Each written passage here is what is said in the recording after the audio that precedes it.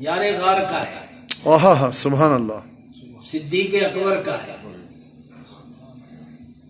वो जो सारे सहाबियों में पहले नंबर पर है उसका है। पहला नंबर किसका है? हजरत अबू बकर सिद्दीक रज़ी अल्लाह तआला अन्हु। तो अगर कोई आके आपसे कहे अली दा पहला नंबर, तो आप समझ जाओगे ना समझ जाएंगे इंशाल्लाह कि ये अपने वाला नहीं है। अली दा चौथा नंबर, सिद्दीक का पहला नंबर, उमर फारूक का दूसरा नंबर, उस्मान गनी का तीसरा नंबर, अली अल मुर्तजा शेर खुदा का चौथा नंबर। ये अहले सुन्नत का अकीदा है। आपको हर वक्त सुन्नी रहना चाहिए। इंशाअल्लाह अज़्ज़वजल। किसी महफिल में कोई बड़ी अच्छी सुर वाला पढ़ने लग जाए और आप भी झूम जाते हैं। सुरों के तो आशिक हैं हमारे लोग, कहते हैं नातों के आशिक हैं, लेकिन अगर रिसर्च की जाए तो पता चलता है ये सुरों के आशिक है। वो सुर में वो जो खींचता है ना नात का मशरिक से मगरिब तक, उस सुर में मैसेज कोई नहीं होता, लेकिन सारा मजमा अपने घुटनों पे खड़ा हो जाता है। वाह वाह वाह वाह, ऐसे गूंज पड़ती है। मैं कभी कहता हूँ यार इसमें मैसेज क्या था, मुझे तो नहीं मिला, आपको क्या मैसेज मिला है कि आप इस कदर झूम गए हो? फिर उससे पता चलता है कि सुर थी और मजा आ गया। खैर कोई नहीं, आपका चॉइस है भाई। आशिकान रसूल की नात सुन रहे हो, सुर पे कंप्रोमाइज कर भी लो, कोई अर्ज नहीं, लेकिन जो बंदा पढ़ने वाला है ना वो सच्चा आशिक रसूल हो तो नाथानी का असर दिल पे होगा। वरना वो एक इंटरटेनमेंट हो जाएगी, आपको भी मजा आ जाएगा।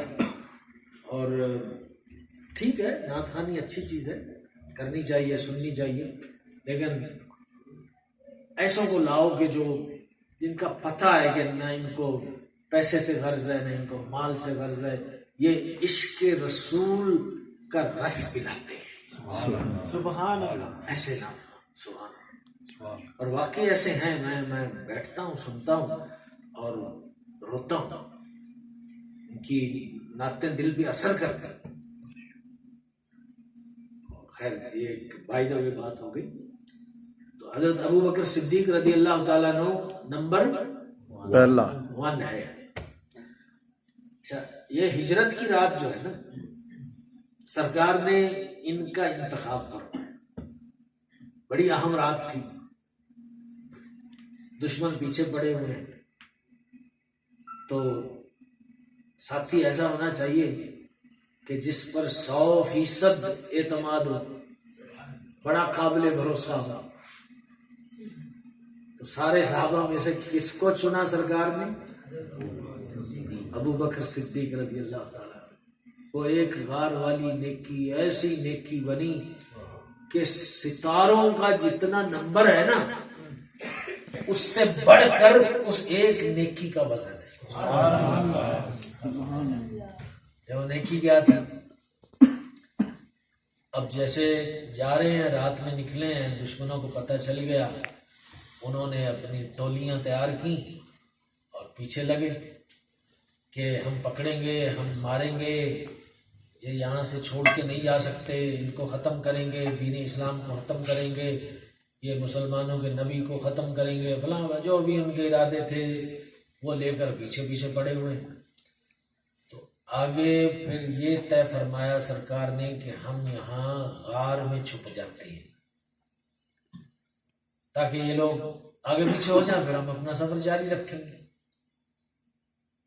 तो वहां की गारें मशहूर थी कि उनमें जहरीले कीड़े मकोड़े बहुत होते थे, जैसे सांप हो, बिच्छू हो।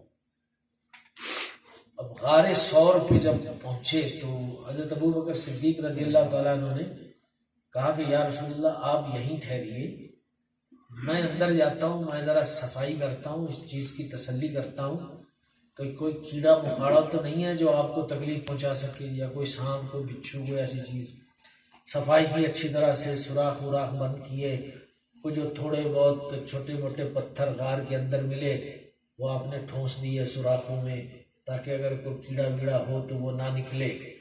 اور پھر کئی سارے سوراخ رہ گئے. پھر آپ کی دستار مبارک تھی، اس کو لیا، اس کو پھاڑا، اس کے ٹکڑے کر کر کے کبھی اس سوراخ میں ڈال رہے ہیں، کبھی اس سوراخ میں ڈال رہے ہیں. بالآخر ایک سوراخ بچ گیا، نہ اس کے لیے روڑا بچا، نہ پگڑی کا کوئی حصہ بچا. اللہ. تو آپ نے سوچا چلو میں اس میں پاؤں کا انگوٹھا ڈال دیتا ہوں، بند تو ہو جائے گا نا. تو آپ نے انگوٹھا ڈال دیا. اب کہا یا رسول اللہ تشریف لے آئیے، ابھی سب صاف بھی ہو گیا، ابھی کوئی خطرہ بھی نہیں ہے، سارے سوراخ بھی بند ہو گئے، آپ تشریف لے آئیے. حضور صلی اللہ علیہ وسلم تشریف لے آئے. اور پھر معاملہ کیا ہوا کہ دشمن ادھر ادھر گھیرا ڈالے گھوم رہے تھے، ان کی آوازوں تک آتی تھی، لیکن ان کو جو ہے نا وہ پتہ نہیں چل پا رہا تھا. اور وہ جو ہے جالا بھی بنا دیا وہ اسپائڈر نے، وہ اس کے منہ پر، اور کبوتری نے انڈے بھی دے دیے تاکہ وہ آئیں تو انہیں پتہ چلے کہ یہاں سے کوئی گھسا نہیں ہے، کیونکہ گھستا تو وہ جالا تو ٹوٹ جاتا نا. تو اب وہ ادھر ادھر وہ گھوم رہے ہیں، ان کی آوازیں آ رہی ہیں. پھر سرکار دو عالم صلی اللہ علیہ وسلم نے آرام فرمانا چاہا. تو پھر وہی ہوا جو حضرت علی کے ساتھ ہوا تھا. یہاں ابو بکر صدیق نے اپنی گود پیش کر یا رسول اللہ میری گود میں آرام فرمایا.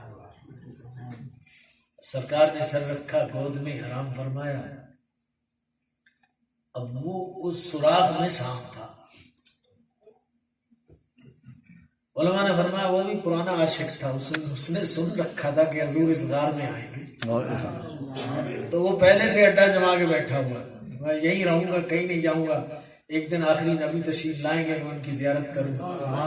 اب وہ بھی عاشق اور یہ بھی عاشق. ادھر وہ عاشق کہتا ہے مجھے آنے دے، یہ عاشق کہتا ہے مجھے تم پہ بھروسہ نہیں ہے، تمہاری دو زبانیں ہیں، تم سانپ ہو، I won't trust you. وہ بیچارہ لگا رہا، تو منہ لگاتا رہا، کبھی دو زبانیں لگاتا، میسج دیتا رہا میں ہوں یہاں پہ، ذرا سمجھ لو میں ہوں. لیکن حضرت ابو بکر صدیق کو یہ تھا کہ مجھے تو اپنی جان کا خوف نہیں ہے، مجھے تو سرکار کا خوف ہے. خوف طاری تھا لیکن کس کا تھا؟ اپنی جان کا نہیں. حضور کو ضرر نہ پہنچے، حضور کو تکلیف نہ پہنچے، یہ خوف تھا.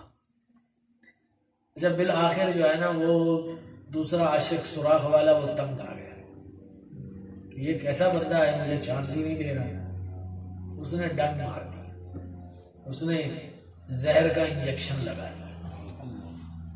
اور کہتے ہیں بڑا پرانا سانپ تھا، اور سانپ جب بڑا پرانا ہو جائے نا اس کی زہر بھی بڑی سخت ہو جاتی ہے، تو اس کا اثر فوراً شروع ہوا، پورے جسم میں جو ہے نا اعصاب ٹوٹنا شروع ہو گئے، تکلیف ایک دم ایک ایک عضو سے، اور تکلیف کی شدت سے آنسو نکلنا شروع ہو گئے، سرکار کے چہرے مبارک پر گرے، اور سرکار ان آنسوؤں کے گرنے کے سبب جاگ گئے. اور جب جاگ گئے تو پوچھا ابو بکر کیا معاملہ ہے، کیوں رو رہے ہو، کیا ہوا؟ سرکار سانپ نے کاٹ لیا، اس کا زہر تکلیف دے رہا، جسم میں پھیل گیا. سرکار دو عالم صلی اللہ علیہ وسلم نے فرمایا وہ نکالو اپنا، دکھاؤ انگوٹھا جہاں اس نے کاٹا تھا. سرکار دو عالم صلی اللہ علیہ وسلم نے لعاب مبارک لگایا، حضرت ابو بکر صدیق فوراً ٹھیک ہو گئے. سبحان اللہ. ساری شفا تو ان کے قدم چوم کے آتی ہے بھائی. ٹھیک ہو گئے. اور یہ صدیقیوں میں آج تک نشان موجود ہے. یعنی حضرت مفتی احمد شاہ خان نعیمی رحمۃ اللہ علیہ نے یہ واقعہ لکھا ہے اپنے سفر نامے میں. فرماتے ہیں کہ میں نے بزرگوں کی کتابوں میں پڑھا ہے